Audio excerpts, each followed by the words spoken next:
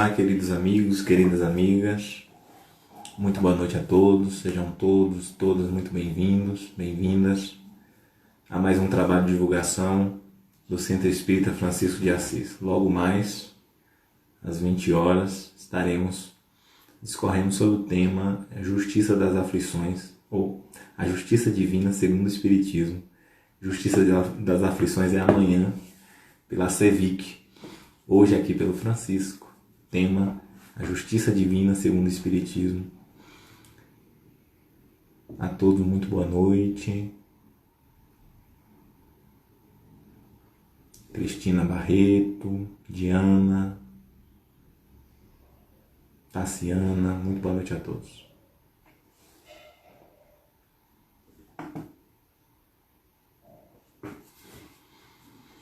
Cristiane, boa noite, Cris.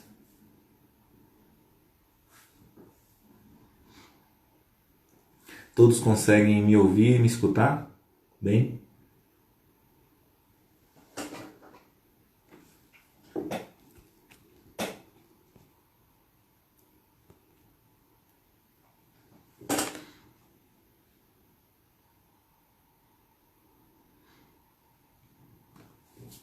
Ótimo. Então vamos iniciar o nosso trabalho realizando nossa prece.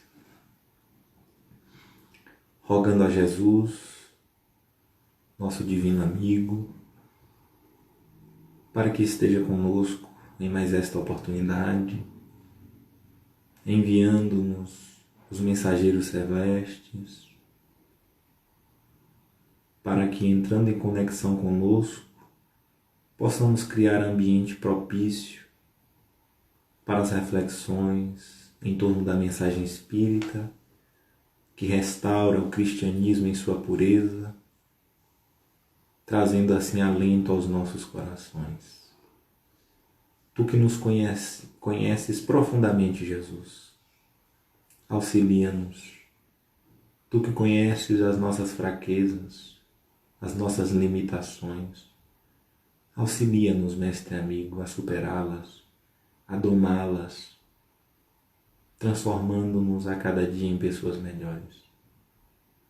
Que consigamos transferir as informações que recebemos do Consolador da mente para o coração. E além de compreender, possamos sentir o Espiritismo, conforme preceito do teu apóstolo Allan Kardec, quando da materialização, da sistematização do Espiritismo entre nós. Que a tua paz, Jesus, que a tua luz esteja conosco hoje e sempre. Que assim seja. Aqueles que estão chegando agora, sejam muito bem-vindos, bem-vindas. Nós gostaríamos de informar que o nosso trabalho e a nossa fala vai girar em torno de 40 a 45 minutos e o tempo final nós vamos destinar para as perguntas. Então, se alguém tiver perguntas para poder nos enviar, fique à vontade.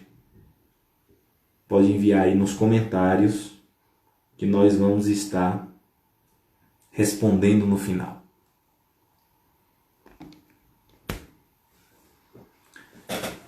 Então, a doutrina espírita nos traz informações valiosas para que nós possamos compreender como se deu o processo de desenvolvimento do pensamento religioso no mundo.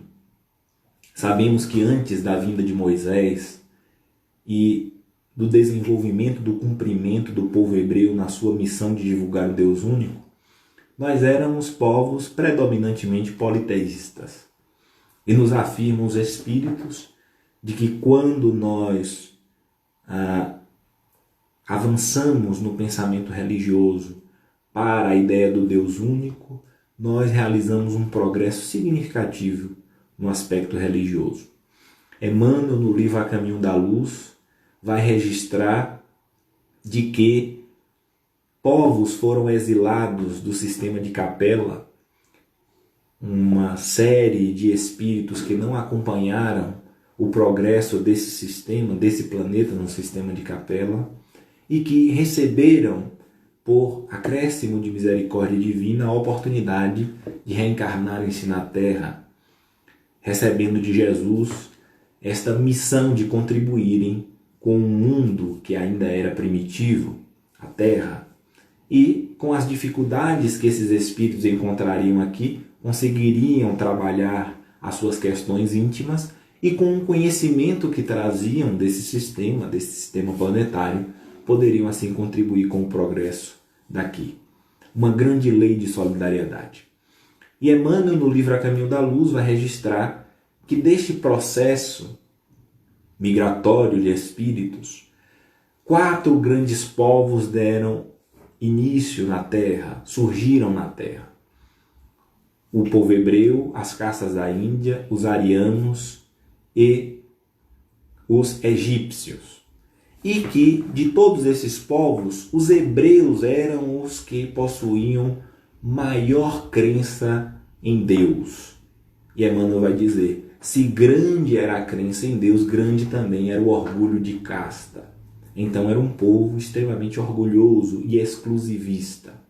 É por isso que quando nós abrimos as páginas da primeira revelação, que está lá no Antigo Testamento, nós iremos encontrar os profetas divulgando o Deus único, e aí aquele que se destaca é Moisés, que traz as bases da justiça, trazendo a lei de Talião, o olho por olho, dente por dente, que aos dias de hoje pode nos parecer bárbara, mas que para aqueles tempos é um grande progresso para o pensamento humano, porque antes de Moisés, alguém, por exemplo, que tinha uma de suas criações roubada, um carneiro, por exemplo, ele se sentia no direito de dizimar a família daquele a quem havia praticado o crime, como uma vingança, como uma retribuição ao mal que o outro fizera.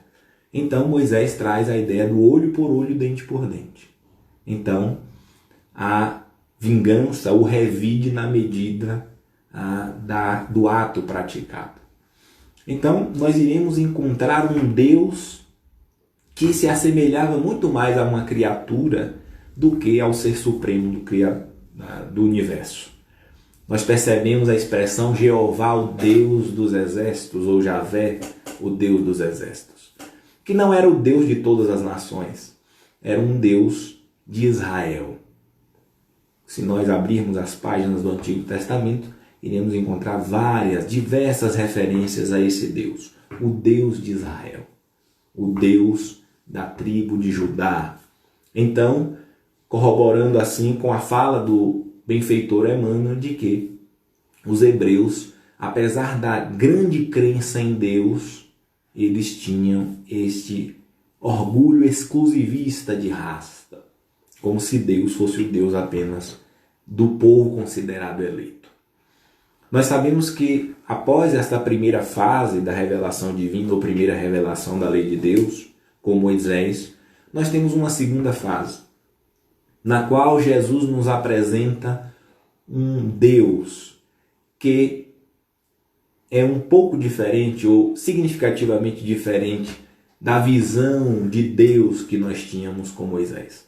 Jesus deixou claro, eu não vim destruir a lei, não veio destruir o que Moisés e os profetas haviam semeado. Mas ele diz, vim dar cumprimento, vim dar entendimento à lei.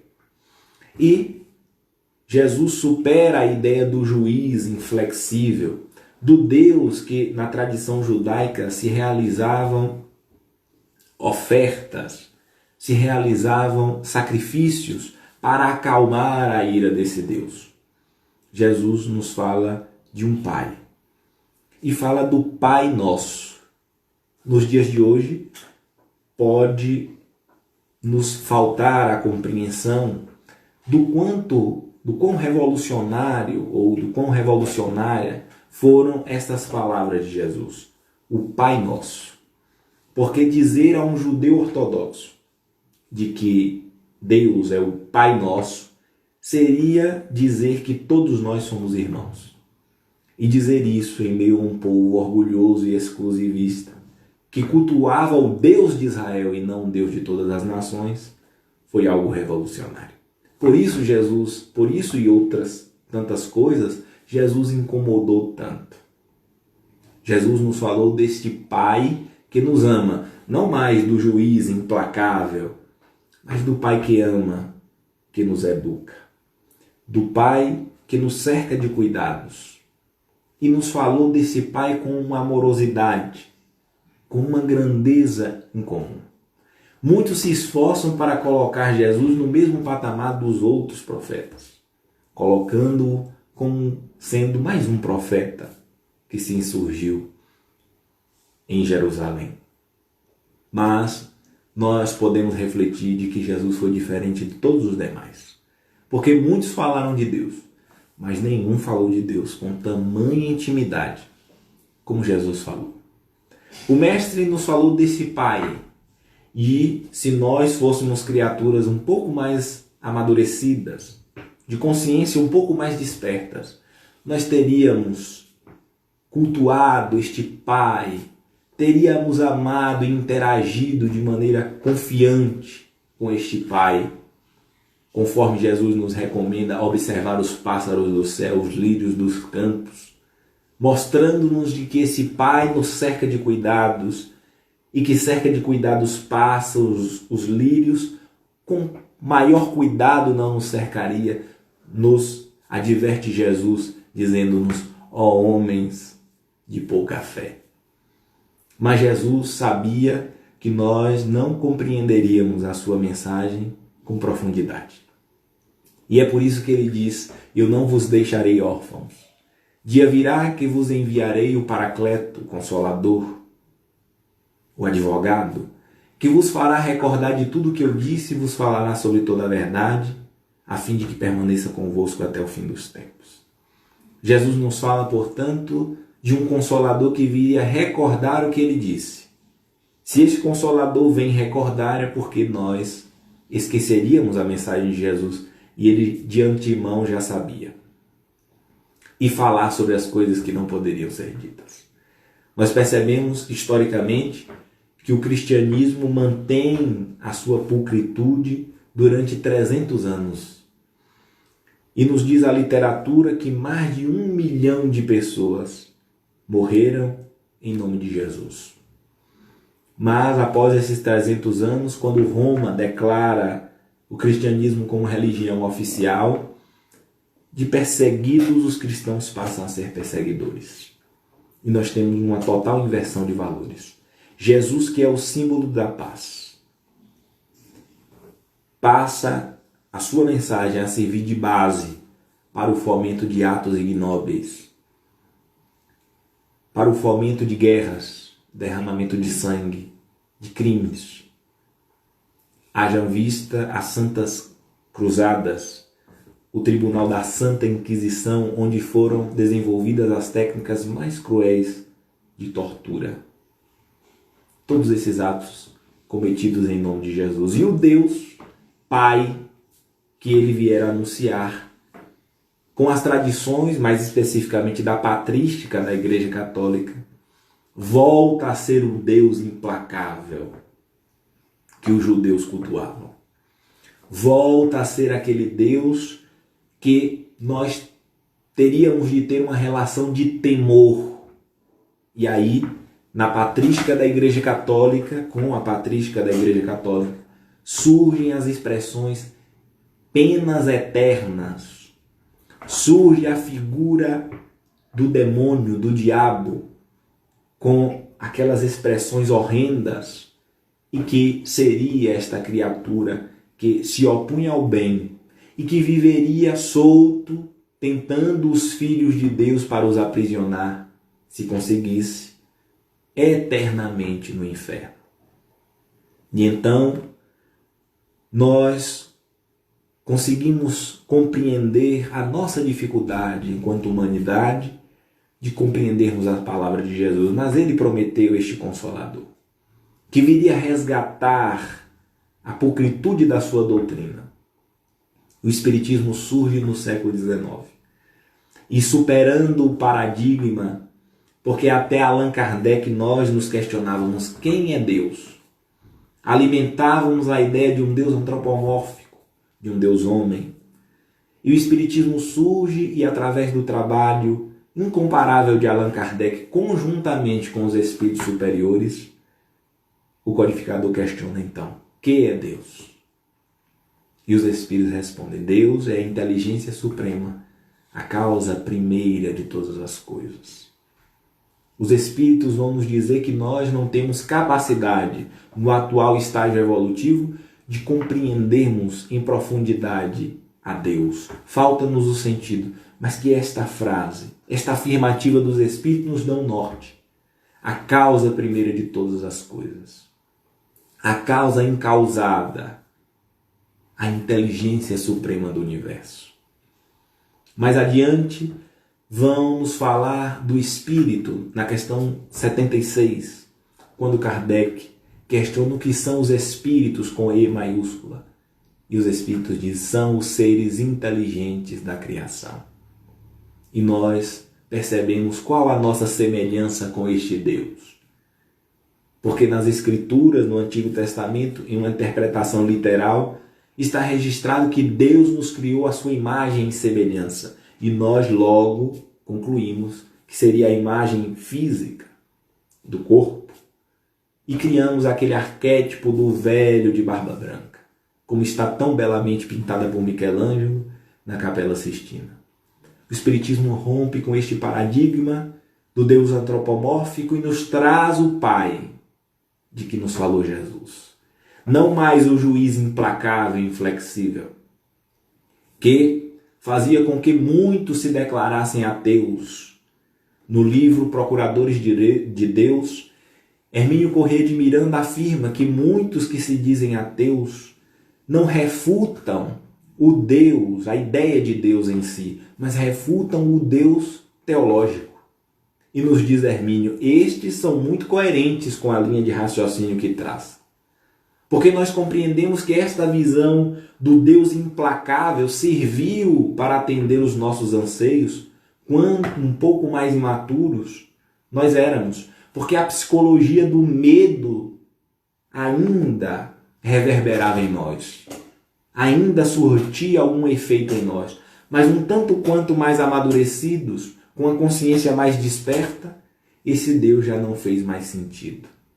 Porque muitas perguntas não podem ser respondidas através da visão do Deus teológico. Uma das perguntas, por exemplo, por que as crianças sofrem?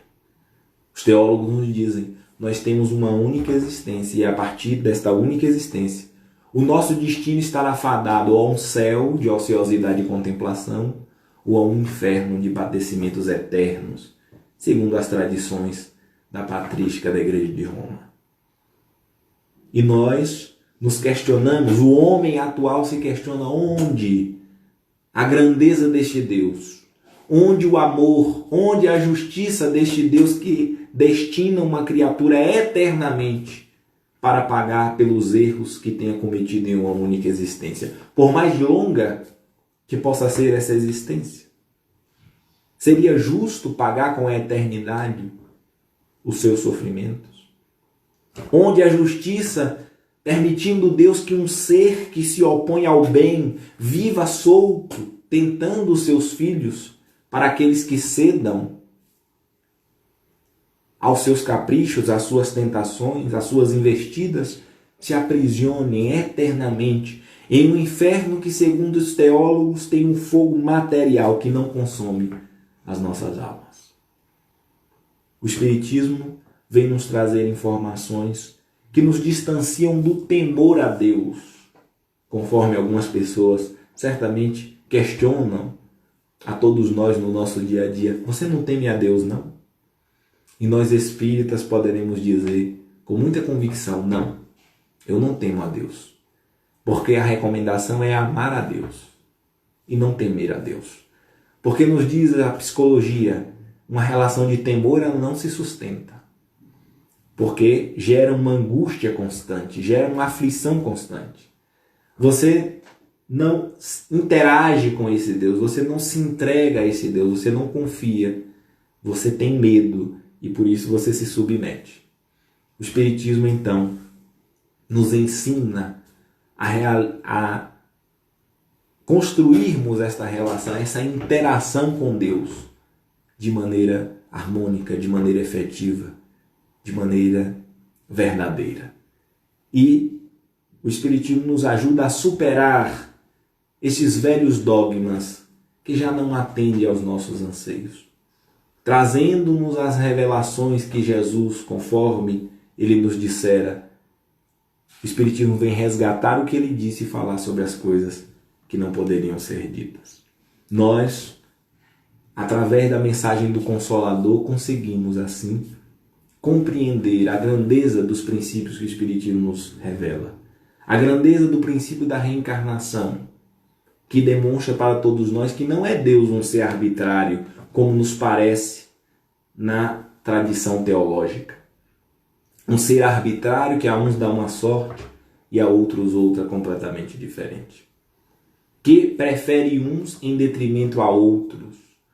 A justiça divina, com a doutrina espírita, demonstra-se efetiva na sua grandeza, demonstrando a todos nós que nós somos os artífices da nossa própria existência.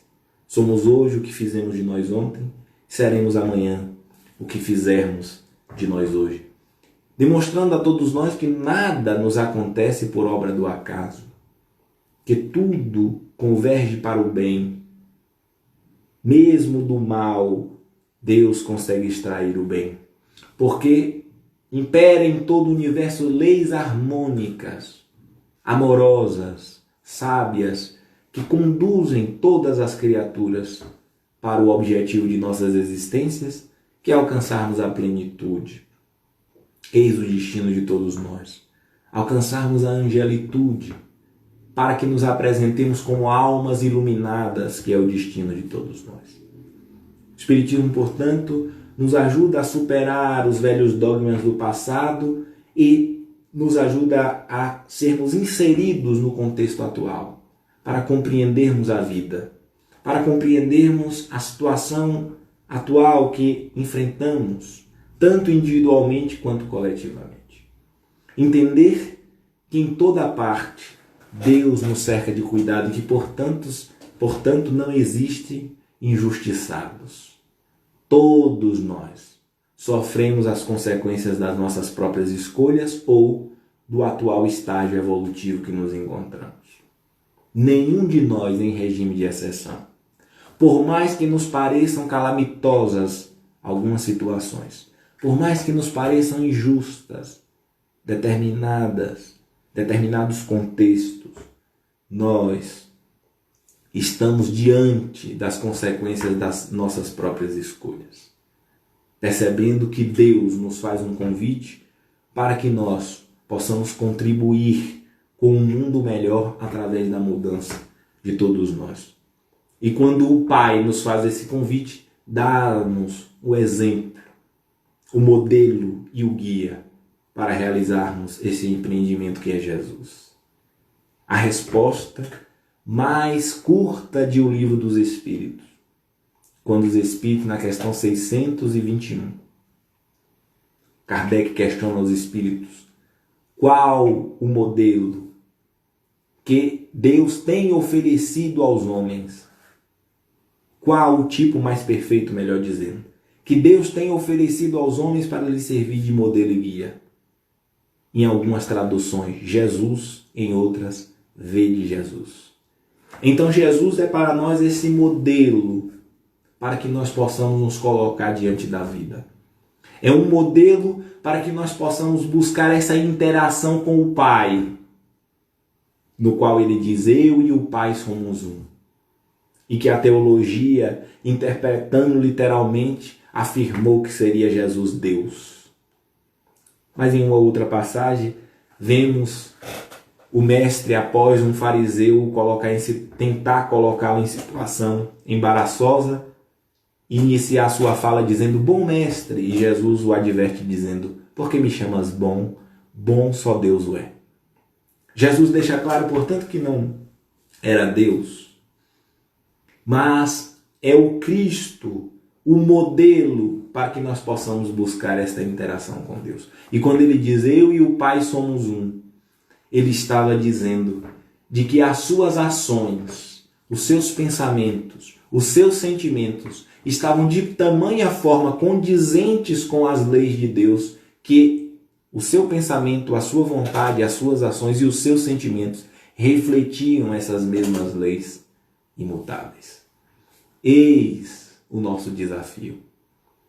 Conforme diz as palavras do Mestre, que eu não seja feita a minha vontade, Senhor, mas a vossa. Mas a tua vontade. É o desafio para todos nós quando nos colocamos no mundo. Aprendermos a fazer a vontade de Deus e não a nossa. Aprendermos a alinhar os nossos pensamentos, os nossos atos com essas leis divinas, harmônicas e que o Espiritismo nos revela de maneira inequívoca, de maneira clara e objetiva. Revelando-nos a lei, e aí para resumir todas as leis que regem a vida do Espírito, a lei de justiça, amor e caridade. E os Espíritos nos afirmam, toda vez que nós nos afastamos desta lei divina, nós nos comprometemos. Nós criamos dificuldades para o nosso caminho. E quando olhamos para a conjuntura atual e percebemos as dificuldades que enfrentamos, nós poderemos concluir essas dificuldades nós estamos enfrentando por conta das nossas ações passadas, das escolhas que fizemos no passado e que se distanciaram das leis divinas e que hoje temos a oportunidade de nos depararmos com elas para que percebamos o quão nocivo é para nós nos afastarmos dessas leis. E os Espíritos nos dizem, Deus não é o juiz implacável que nos aponta os dedos e nos julga. Naquele cenário que os teólogos criaram, aquele grande juízo final, um ato espetacular, onde Deus separaria o justo dos injustos. O Espiritismo vem nos dizer, nós temos em nós esse juiz, que é a nossa própria consciência. O aguilhão divino, nos diz os Espíritos. Toda vez que nos afastamos dessa lei, a consciência nos acusa. Então é por isso que Jesus nos fala, o reino de Deus. A boa notícia que ele nos traz é que este reino está dentro de nós. Não está fora, não é uma construção externa. E nós efetivamente conseguimos contribuir para um mundo melhor quando nós realizamos esta viagem para dentro de nós, nos conhecendo, nos transformando e nos iluminando, através de esforços que são necessários para esse empreendimento. Por isso o trabalho do Cristo, de nos chamar a atenção de que nós não conquistaríamos o mundo, não transformaríamos o mundo externamente. Nós precisaríamos primeiro transformarmos a nós mesmos e aí sim, a partir dessa transformação, de um processo natural, nós conseguiríamos mudar o mundo através do nosso exemplo. Fazendo a diferença, sendo diferente, contribuindo para realizar e para transformar a realidade que nos cerca. Eis o convite de Jesus. E nós conseguimos constatar que algumas pessoas sentem dificuldade de compreender. E alguns dizem, mas como é que eu posso estar colhendo as consequências de algo que eu nem lembro? E o Espiritismo vem nos dizer, o esquecimento que é momentâneo é uma bênção, é uma dádiva. Porque imaginemos nós, se as lembranças dos nossos equívocos perdurassem o tempo todo em nossa memória de vigília. Então, a cada reencarnação, a cada mergulho no mundo físico, Deus nos dá uma página em branco, nos dizendo, vá, meu filho, e reescreve a história da sua vida. Vá, meu filho, e tenha oportunidades renovadas para refazer o seu caminho. Leon Denis, no livro O Problema do Ser e do Destino da Dor, nos faz um convite para que nós, os espíritas, façamos uma releitura dos livros de história, dizendo-nos aqueles que tenham dificuldade de compreender que se equivocaram no passado, que revisitem os livros de história E ao invés de, na leitura, dizer eles fizeram, os romanos fizeram, os gregos, os bárbaros, os hebreus, os egípcios, nós dizermos nós fizemos e não eles. Porque nos diz Leon Denis, a história da humanidade é a nossa história. E vejamos do que está marcada essa história. Guerras, cometimento de crimes, derramamento de sangue, os crimes de todos os jaez. Essa é a nossa história. E ele nos diz, as consequências desses atos passados convergem para o presente como afluentes no leito de um grande rio. E quando nós nos questionamos, por que enfrentamos tantas dificuldades no mundo? E uma das respostas é, porque estamos colhendo as consequências dos nossos próprios atos. E sabemos que nessas múltiplas reencarnações nós mudamos de posição. Nós mudamos de cenário social. Oscilamos. Ora estamos no topo da pirâmide, ora estamos na base.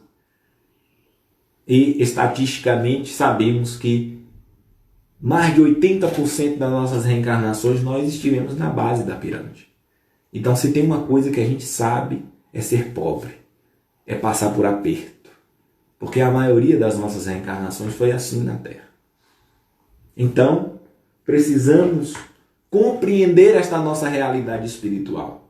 O Espiritismo causa uma revolução nos dias atuais, quando, superando o paradigma materialista, nos traz a informação de que nós não somos seres humanos que temos de vez em quando experiências espirituais, mas sim que somos seres espirituais, tendo uma experiência momentânea humana. E isso muda completamente a nossa visão, a nossa maneira de nos colocarmos no mundo, de compreendermos as circunstâncias, o que nos cerca.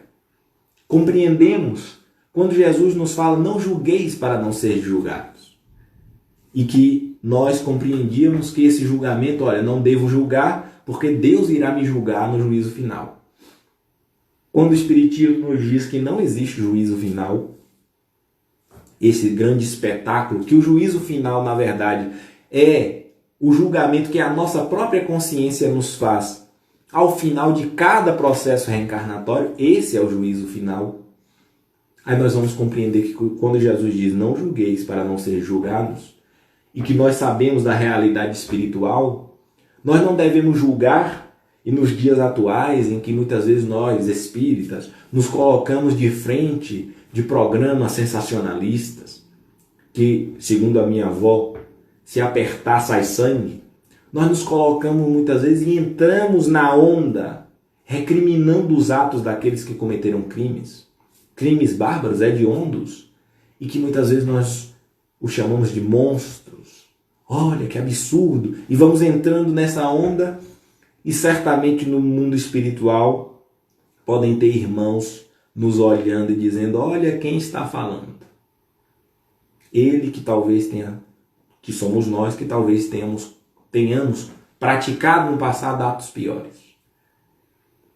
Joana de Ângeles nos diz, para termos autoridade para analisar a vida de alguém e a conduta de alguém, nós precisamos compreender o passado, todo o passado espiritual. Para aí termos uma análise sensata do porquê aquela criatura está agindo dessa maneira. Então, nesses dias de efervescência, nós, os cristãos, somos convidados a termos uma postura harmônica perante a vida, convidando a todos para que todos nós façamos a diferença, começando por nós. Porque muitas vezes somos movidos por anseios de mudança, querendo mudar o mundo, sem realizarmos as mudanças necessárias em nós mesmos. Sem nos imbuirmos deste propósito de arrastarmos pelo exemplo, como nos diz um autor desconhecido, a palavra convence, mas o exemplo arrasta. Com Jesus, somos todos convidados a arrastar pelo exemplo. Agora há pouco refletíamos com companheiros de ideal e de trabalho e nós afirmávamos, o mundo está cheio de pessoas que criticam, que apontam, que denunciam e que pouco fazem. Nós, os trabalhadores da última hora, somos convidados a sermos aqueles que fazemos, para sermos aqueles que arregacemos as mangas e façamos a nossa parte, independente do descompromisso, independente dos atos impensados de outros. Não nos paralisemos diante do erro, mas façamos a nossa parte. Façamos a parte que nos cabe. E aí surge o questionamento: o que Jesus espera de nós? Nesses dias tumultuosos, em que nós percebemos, nós os espíritas, temos a oportunidade de compreender que não existem injustiças, que não existem injustiçados, e que, portanto, imperando a justiça de Deus, todos nós somos agraciados por este Pai. Então, como nos colocarmos diante das circunstâncias? Endossando tons agressivos? Talvez não. Talvez chegou a hora de nós refletirmos sobre a cosmovisão que o Espiritismo nos traz, sobre este propósito de nós sentirmos de maneira diferente. Jesus, e nós nos recordamos de um diálogo do Mestre com um sacerdote hebreu às portas do Templo de Salomão, que é registrada pelo Espírito Humberto de Campos, no capítulo 3 do livro Boa Nova, quando o sacerdote hebreu pergunta a ele o que vem a ser o reino de Deus. E Jesus diz: o reino é obra divina no coração dos homens. E nós precisamos lembrar deste propósito do Mestre, de nós sentirmos de maneira diferente. Analisarmos os nossos sentimentos. Como eu tenho sentido? Ódio? Ressentimento pelas atitudes dos outros? Porque Joana de Ângeles nos diz: é lícito se indignar diante do mal, diante do erro. Mas nós não devemos nos paralisar nessa indignação. Se indignar e se movimentar para fazer o bem. Porque não basta se indignar. Não basta denunciar. É preciso fazer algo. E nós precisamos então ser esses que possamos disseminar através dos nossos atos esta consciência da justiça de Deus. De que tudo e em toda parte impera a justiça de nosso Pai. O Espiritismo, portanto, vem nos ajudar a realizarmos esta viagem para dentro de nós, realizando esta interação com Deus, percebendo este Pai amoroso que nos cerca de cuidados. E é por isso que Jesus nos recomenda a tríade: amar a Deus sobre todas as coisas e ao próximo como a si mesmo. E nós percebemos que para amar a Deus nós precisamos primeiro amar a nós, identificando-se como filho, como criatura deste Deus, deste Pai grandioso, percebendo o outro, e aí toda a criação divina, não só as criaturas humanas, mas toda a criação divina. Nós percebemos em Francisco uma grande consciência de Deus, quando ele chama todos de irmão. Irmão Roxinol, irmão Lobo, irmão Sol, irmã Lua. Eis uma grande consciência de Francisco de Deus, porque conseguia ver Deus em tudo e em todos. Porque nos diz Francisco: se nós não conseguimos amar a quem nós conseguimos ver e conviver, não conseguiríamos amar a Deus que a gente não consegue ver. Então precisamos nos inteirar destas verdades que a doutrina espírita nos traz. Divulgar este Pai amoroso de que nos falou Jesus nos tempos da Galileia e que o Espiritismo vem resgatar. Dizer a todos de que pouco importam as atitudes que os outros lhes façam, os atos que os outros lhes enderecem, os impropérios, as acusações, as calúnias, porque nós somos convidados a ter a paz e a construirmos a paz de que Jesus nos ensina, que é a paz que, mesmo estando em meio à guerra e ao caos, nós estamos em paz. Nós escutamos criaturas dizerem: mas as pessoas precisam me aceitar. E nós precisamos, à luz do Espiritismo, dizer para essas pessoas: Ninguém precisa lhe aceitar, você precisa se aceitar. Porque se você estiver em paz consigo mesmo, pouco importa as atitudes dos outros. O que importa é a sua atitude. É como você se vê, é como você se coloca no mundo. O Espiritismo nos coloca, portanto, como seres centrais da nossa própria existência, percebendo a grandeza e os cuidados de Deus. A doutrina nos fala de que todos nós temos espíritos, cada um de nós, espíritos de ordem elevada que nos cercam de cuidados. Todos nós temos um anjo responsável por nos influenciarmos ao bem. Olha a prova de amor desse Deus e que o Espiritismo descortina para todos nós. Um Deus que nos cerca de cuidados e que destina para cada um de nós um anjo para nos influenciar ao bem. E os Espíritos dizem, muitos dos nossos equívocos, muitas das nossas atitudes desastrosas poderiam ser evitadas se, no momento decisivo, nós nos lembrássemos de recorrer a este, que tem por missão específica nos conduzir ao bem. E os Espíritos afirmam, todas as vezes que nós necessitarmos, podemos recorrer a Ele, que a missão dele é esta de nos atender. Mas muitas vezes nós nos esquecemos. Muitas vezes nós não nos damos conta deste amparo e nos deixamos envolver pela turbulência que nos envolve. Estamos acostumados a reagir aos ambientes e não a agir, conforme nos recomenda Jesus. Conforme nos recomenda o próprio Francisco de Assis, quando na sua oração, na oração atribuída a ele diz, Senhor, fazei-me um instrumento de vossa paz. Onde houver ódio, que eu leve o amor. Onde houver ofensa, que eu leve o perdão. Onde houver discórdia, que eu leve a união. Onde houver trevas, que eu leve a luz. Vejamos que a postura é sempre de encontrar um ambiente conturbado e levar aquilo que é ideal. E muitas vezes nós realizamos o contrário. Quando estamos em um ambiente pacífico, nós somos criaturas pacíficas. Quando estamos em um ambiente harmônico, nós somos dóceis, afáveis. Mas quando estamos em um ambiente conturbado, nós nos conturbamos, nós nos agitamos. Nós somos convidados para, nesses dias difíceis, fazermos a diferença. No trabalho, junto aos nossos familiares, quando no distanciamento social somos convidados a permanecer por mais tempo dentro dos nossos lares. Para sermos mensageiros, através dos nossos exemplos, desta mensagem consoladora que o Espiritismo nos traz. Nunca a humanidade necessitou tanto de Jesus.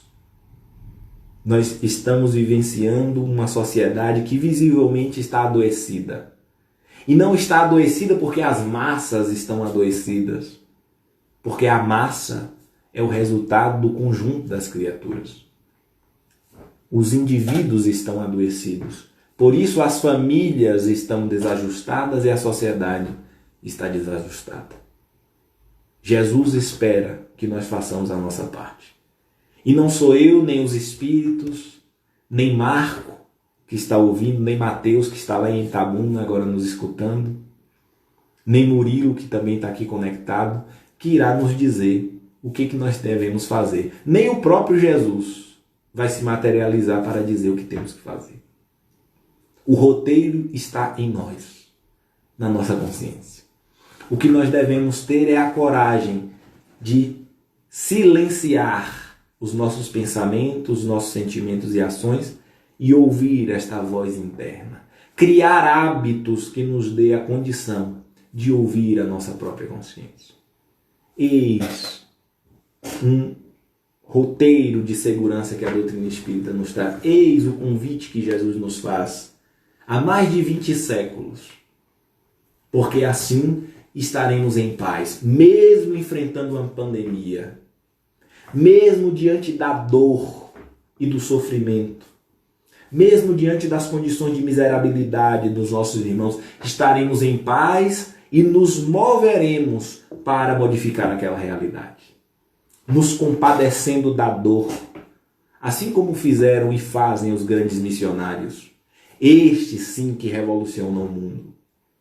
Que revolucionarem aqueles que ainda estão reencarnados continuam revolucionando. Aqueles que, compreendendo e transformando-se por dentro, colocaram-se a serviço do bem. Madre Teresa, Irmã Dulce, Francisco Cândido Xavier, Divaldo Pereira Franco e tantos outros. Anônimos que espalharam o bem pelo mundo. Nós somos os convidados desses dias difíceis.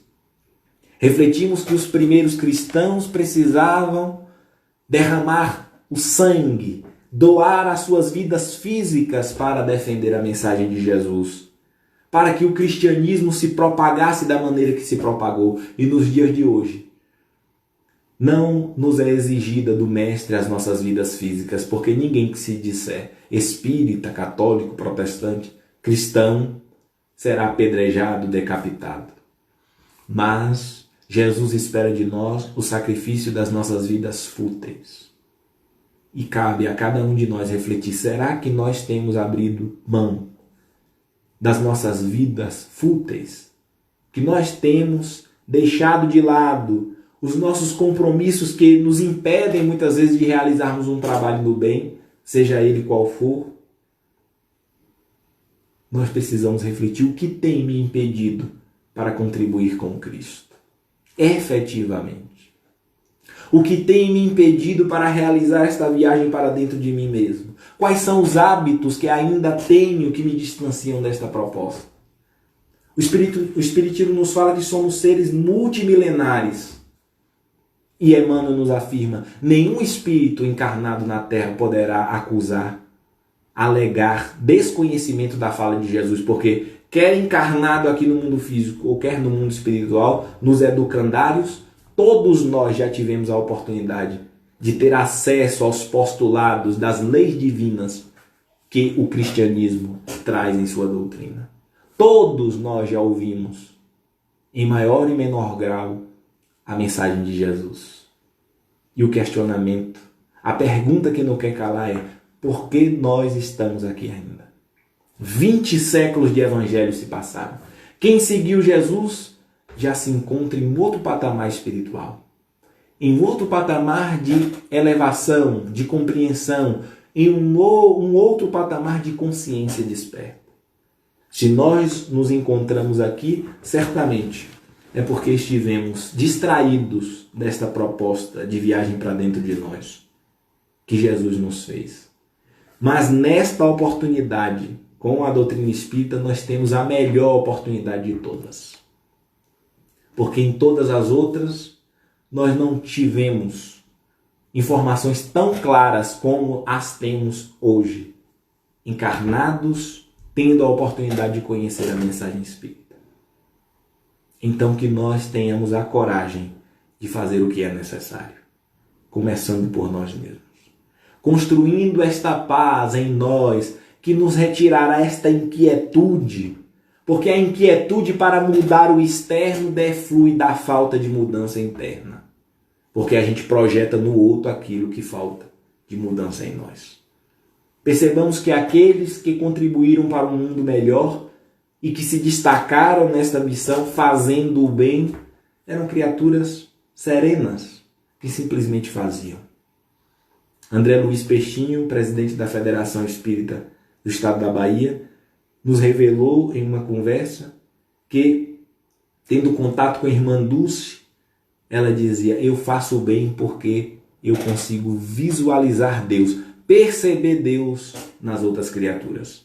E é um sentimento tamanho que eu quero permanecer sentindo. E é por isso que me dedico inteiramente a esta causa do bem, de estar ao lado do sofredor, do pobre, do excluído. Então que nós consigamos ter olhos de ver e ouvidos de ouvir esta mensagem de Jesus que há mais de 20 séculos ele com muita amorosidade vem semeando nos nossos corações.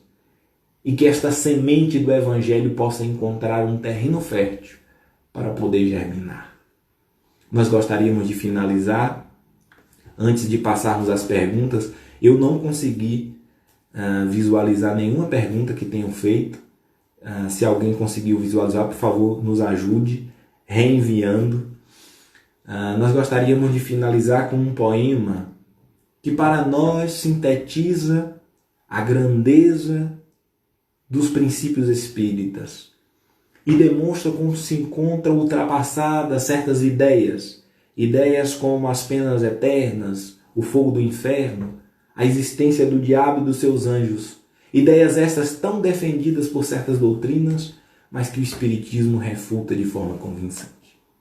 O poema está exarado no livro O que é Deus, de Godoy Paiva, cujo título é Juízo Final, e nos diz assim: sentado o Padre Eterno em trono refulgente, olhar severo envia a toda aquela gente.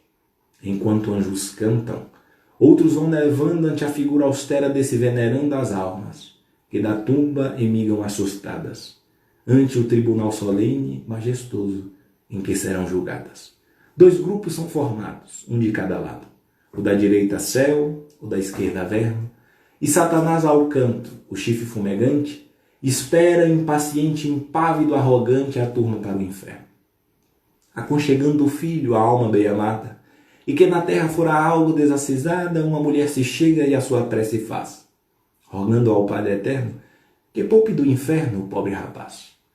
Confia o Padre Eterno a longa barba branca e os óculos ajustando a ponta do nariz, e olhar então dirige a pobre desgraçada e compassado diz: os anjos vão levar-te ao paraíso e dar-te-á recompensa, o teu descanso eterno.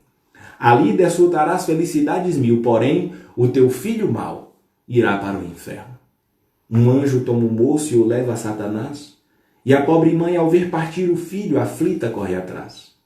E ao incorporar-te às hortes infernais, eis que grita o Padre Eterno em tom assustador: mulher, para onde vais? E o que se passou então? Ninguém esquece mais. Eu vou para o inferno, ao lado do meu filho, a repartir comigo a sua desventura, pois as lágrimas de mãe, as gotas do meu pranto, acalmarão no averno a sua queimadura. Eu deixo para ti esse teu paraíso, essa mansão celeste onde o amor é surdo, onde se goza a vida a contemplar tormento, onde a palavra amor represa um absurdo. Entrega esse teu céu às mães malvadas, vis que os filhos já mataram para os não criar, pois só essas megeras poderão do céu ouvir gritar seus filhos sem se consternar. Desprezo esse teu céu, o meu amor é grande, imenso, assaz sublime, posso te afirmar, que se não te comove o pranto lá do inferno, e os que no averno estão são todos filhos teus, o meu amor excede ao próprio amor de Deus. E ante o estupefato olhar do Padre Eterno, a mãe beijou o filho e foi para o inferno. Muito obrigado pela atenção de todos e muita paz. Nós vamos encerrar, porque não surgiu nenhuma pergunta, então gostaríamos assim de agradecer e de renovar o convite para que na próxima semana nós estejamos aqui conectados com mais uma palestra nesse trabalho de divulgação da doutrina espírita, que apesar desses dias difíceis que estamos vivenciando, a crise, na verdade, nos dá oportunidades renovadas de ampliarmos o trabalho. E é assim que a gente tem se colocado e, com as bênçãos de Jesus, temos realizado o trabalho que nos cabe. Que Jesus nos abençoe e até uma próxima oportunidade. Muito obrigado a todos.